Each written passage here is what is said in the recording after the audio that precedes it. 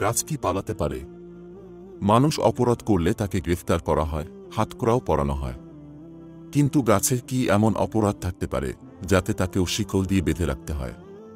আসলে এর পিছনে রয়েছে শতবর্ষ পুরনো এক অদ্ভুত ঘটনার ইতিহাস।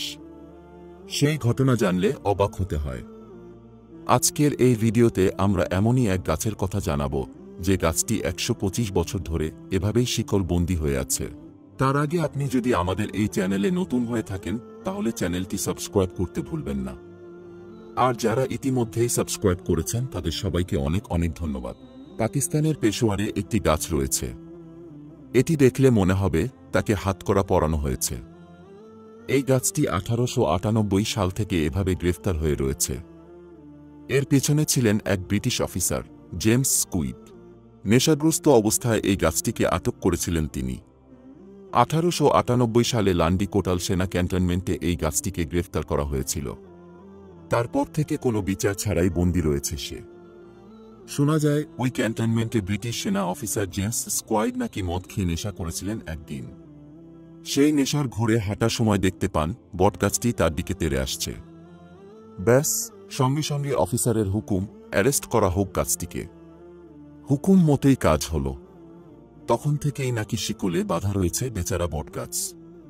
তারপর ব্রিটিশ শাসনের অবসান ঘটে। রাষ্ট্রের স্বীকৃতি পায় পাকিস্তান। নতুন সরকারের শাসন শুরু হয়। এরপর কত সরকার এলো গেল, কিন্তু গাছটির ভাগ্য বদল হল না। এত বছর পর এখনও ওই বটগাছে একটি বোর্ড ঝুলছে। তাতে লেখা আই অ্যাম আন্ডার অ্যারেস্ট।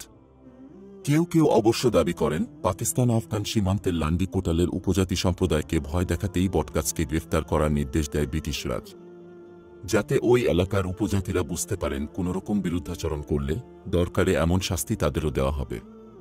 কিন্তু সে যুগ তো পেরিয়ে গেছে কবেই।